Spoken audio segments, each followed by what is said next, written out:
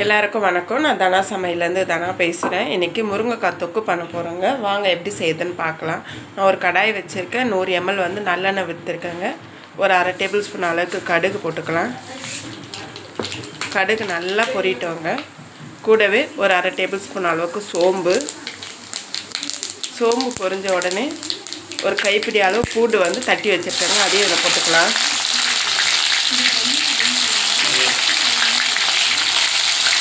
போட்டு லைட்டாக மிக்ஸ் பண்ணிக்கோங்க.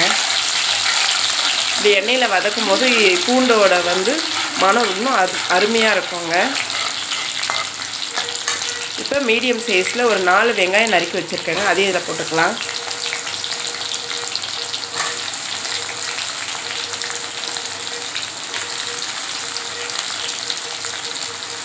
இப்போ வந்து வெங்காயம் நல்லா வதங்கிட்டாங்க.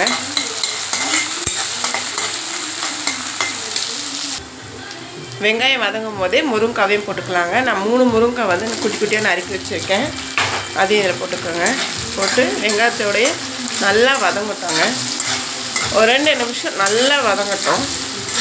அதுக்கப்புறம் பார்க்கலாம். வெங்காயமும் முருங்காவும் நல்லா வதங்கிடுச்சுங்க.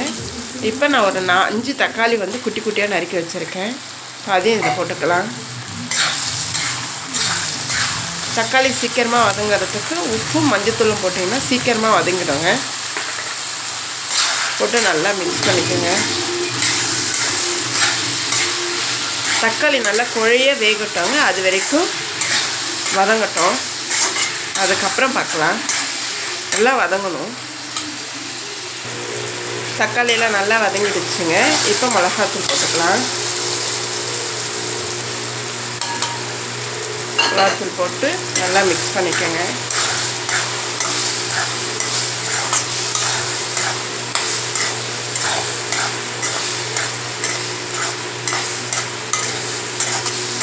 நல்லா இந்த எண்ணெயிலேயே இந்த மிளகாத்தூள், முருங்காய், முருங்காய், வெங்காயம், தக்காளி எல்லாம் நல்லா சுருண்டு வேகணுங்க. இப்போ இந்த முருங்காய் வேகிற அளவுக்கு தண்ணி ஊற்றிக்கலாம். நிறைய தண்ணி ஊற்ற வேண்டாங்க. கொஞ்சமாக தண்ணி ஊற்றுங்க. நிறைய தண்ணி ஊற்றிங்கன்னா கிரேவி மாதிரி ஆகிடும். நம்ம வந்து தக்காளி வந்து முருங்காய் வந்து தொக்கா தான் பண்ண போகிறோம். ஏற்கனவே வந்து நம்ம வெங்காயத்தோட முருங்காய் போட்டிருக்கோம். அதிலே பாதி வெந்துட்டுருக்கோம். இப்போ நம்ம ஒரு தட்டு போட்டு மூடி வச்சிடலாம். ஒரு 10 நிமிஷம் மட்டும் நல்லா கொதிக்கிட்டோங்க. அதுக்கப்புறம் பார்க்கலாம். கிரேவி ரெடி ஆகிடுச்சிக்கு மேலே கொத்தமல்லி, கருவேப்பிலை போட்டிருக்கேன். அவ்வளோதாங்க. சூப்பரான முருங்கைக்காய் தொக்கு ரெடி ஆகிடுச்சு.